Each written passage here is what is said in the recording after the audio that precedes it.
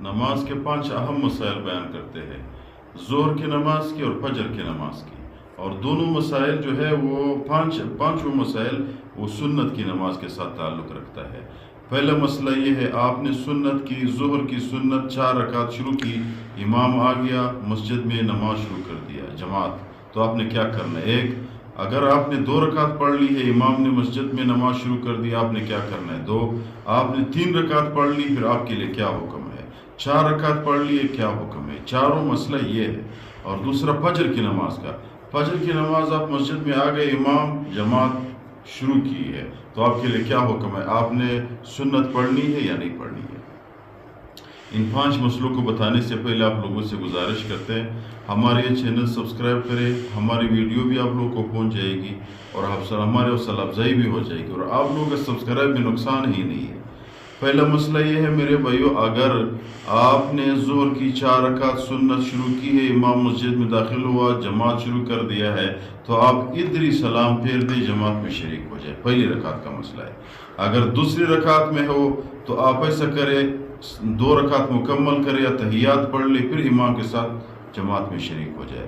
اور اگر آپ تیسری رکعت میں شروع ہو، امام آ گیا مسجد میں، جماعت شروع کر دیا ہے، تو ادھر آپ نماز مکمل کرے۔ اور اگر آپ چوتھی رکعت میں شروع ہو، امام آ گیا مسجد میں، نماز شروع کی ہے، ادھر بھی آپ 4 رکعت مکمل کریں۔ کیوں؟ وہ دوسری اور تیسری رکعت میں آپ نماز اس لیے مکمل کرے کہ آپ نے نماز کا زیادہ حصہ پڑھ لیا ہے۔ جب زیادہ حصہ پڑھ لیا ہے تو نماز اپنا 4 رکعت سنت مکمل کرو، بعد میں فرض میں شریک ہو جاؤ۔ جب آپ فرض میں شریک ہو گئے، اگر آپ سے 1 رکعت گئی یا 2 رکعت گئی ہے، تو پھر آپ اپنے ترتیب کے ساتھ اپنے نماز پڑھ لو۔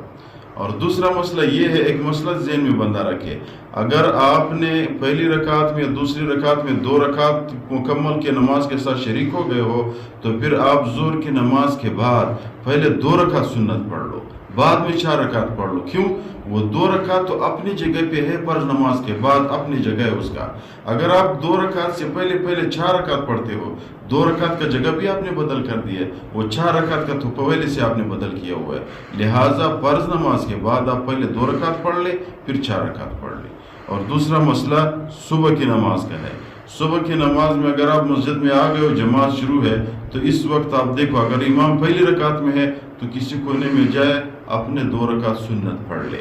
اور اگر امام آخری رکعت میں ہے، دوسری رکعت میں، اور آپ کو یقین ہے کہ یار اس کی آخری آیتیں ہیں، میں نماز نہیں پڑھ سکتا 2 رکعت سنت، تو پھر آپ امام کے ساتھ شریک ہو جائے، سنت چھوڑ دے۔